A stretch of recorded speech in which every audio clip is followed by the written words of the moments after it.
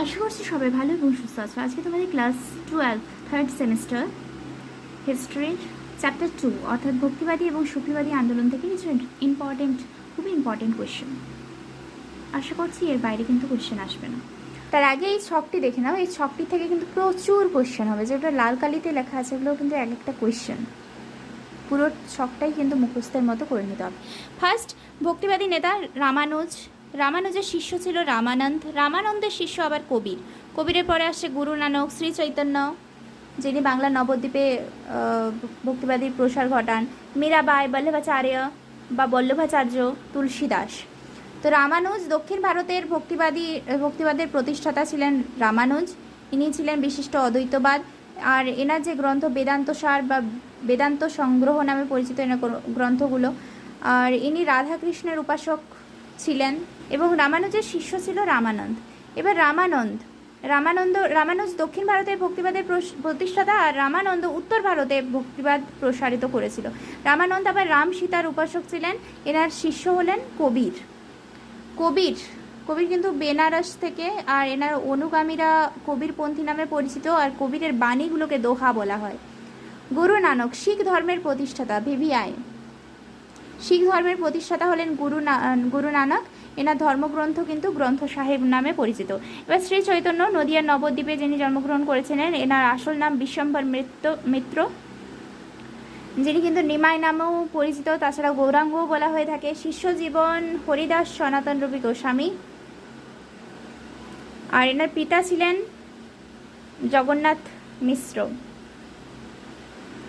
1533 খ্রিস্টাব্দে পুরীধামে এনার মৃত্যু ঘটে।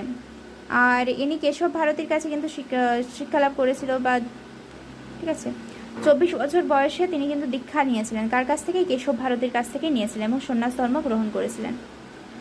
এবার মীরাবাই রাজস্থান থেকে, ইনি ছিলেন কৃষ্ণের উপাসক। 500রও বেশি কিন্তু তিনি ভজন লিখেছেন। ইনি একজন লেখকও ছিলেন।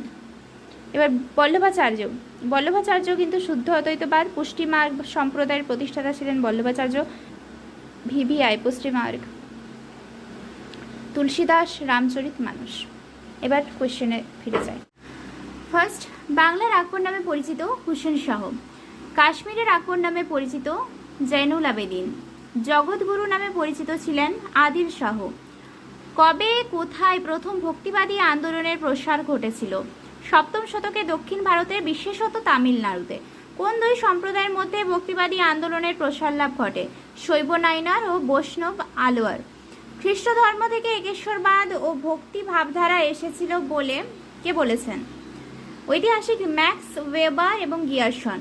ভক্তি শব্দটি এসেছে যে ধাতু থেকে? সংস্কৃত শব্দ ভজ ধাতু থেকে। ভক্তি শব্দটির ভাববাচ্যে অর্থ কি? জন বা কীর্তন। ইসলাম থেকে হিন্দু ধর্মে ভক্তি প্রবেশ ঘটেছে কথা বলেছেন ডক্টর তারাচাঁদ, ডক্টর কুরুশি ও ইউসুফ হোসেন। লিঙ্গায়ত সম্প্রদায়ের প্রতিষ্ঠাতা ছিলেন আচার্য বাসপন্না। আচার্য বাসপন্না কোন রাজ্যের মন্ত্রী ছিলেন? কর্ণাটকের কলচুরি রাজ্যের। নায়না শব্দের অর্থ কি? শৈব ধর্মের শিক্ষক। ভেতারম হলো তামিল মহাকাব্য। নায়না সম্প্রদায়ভুক্ত এক মহিলা সাধিকার নাম করাইক্কাল আম্মাইয়ার। দক্ষিণ ভারতের বৈষ্ণব ধর্মের শ্রেষ্ঠ সাধক ছিলেন রামানুজ। রামানুজের পূর্ব নাম ছিল শ্রীলক্ষ্মণ দেশিক বা শ্রীলক্ষণ দেশিক। কে কাকে দক্ষিণ ভারতের মার্টিন লুথার বলে অভিহিত করেছেন? ঐতিহাসিক এইচ.কে শাস্ত্রী। কে করেছেন? ঐতিহাসিক এইচ.কে শাস্ত্রী। কাকে করেছেন? আচার্য বাসবন্যাকে। ওকে, লেখা হয়নি ওটা। আচার্য এইচ.কে শাস্ত্রী, ঐতিহাসিক এইচ.কে শাস্ত্রী আচার্য বাসবন্যাকে দক্ষিণ ভারতের মার্টিন লুথার বলেছেন। রামানুজের জন্মস্থান এবং কত সালে জন্মগ্রহণ করেন? 1017 খ্রিস্টাব্দে মাদ্রাজের শ্রী পেরেম্বুদুর গ্রামে রামানুজ জন্মগ্রহণ করেছেন। বৈষ্ণববাদের শ্রেষ্ঠ সাধক কে ছিলেন? রামানুজ। বৈষ্ণবেরা কোন দুটি সম্প্রদায় বিভক্ত ছিল? আলোয়ার ও অদ্বৈতবাদ।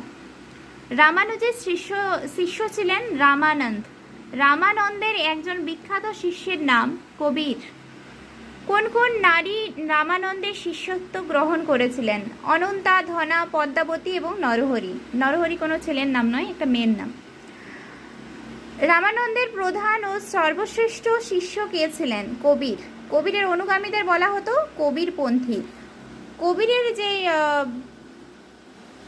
বাণীগুলো, কবিরের বলা যে বাণী, তা কি নামে পরিচিত? দোহা নামে পরিচিত।